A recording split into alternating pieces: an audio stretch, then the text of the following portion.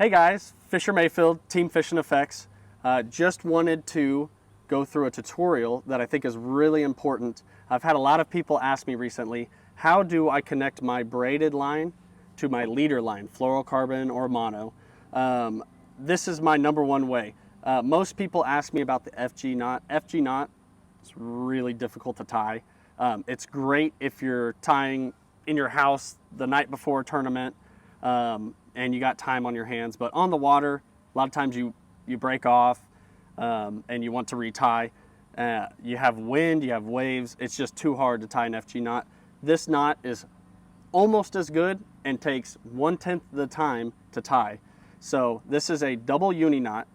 What you're gonna do is you're actually gonna take your tag ends of your lines, you're gonna overlap them. You're gonna bring them, have some extra on each side. You're gonna make a loop.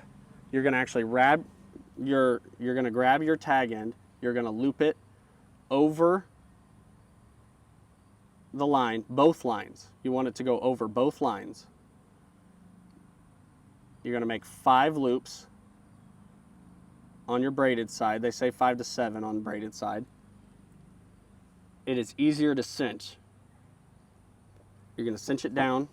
It's gonna look like this. You're gonna have your tag line and your fluoro or mono line, and then you're going to go to your other side. You're going to do the same thing, but it's going to be your tag line that you're going to be making your loop with.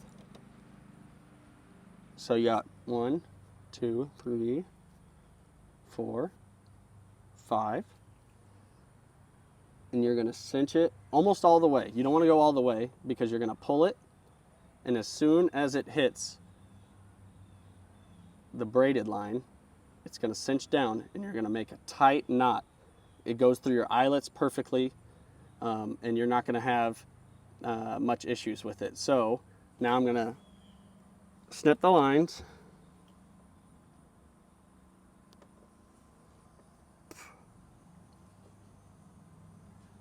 I use my mouth a lot. I wish I had 3 hands.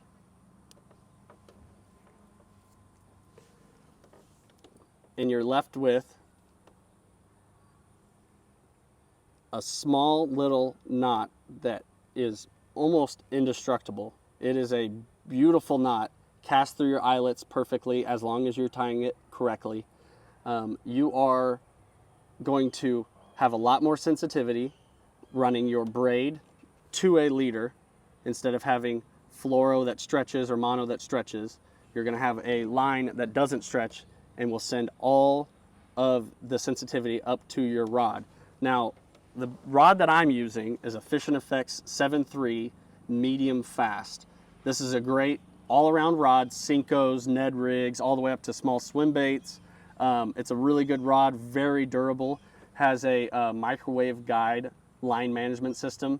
Casting in the wind is a breeze with this thing. You're gonna end up casting probably about 10% further, and then also adding in, you minimize your wind knots with braided line, so you're going to have more time fishing instead of digging out wind knots and having to maintain your line. The link is in the description below. Follow the link, go to Fishing Effects, and use my code. You will get a discount on these rods, best rods on the market.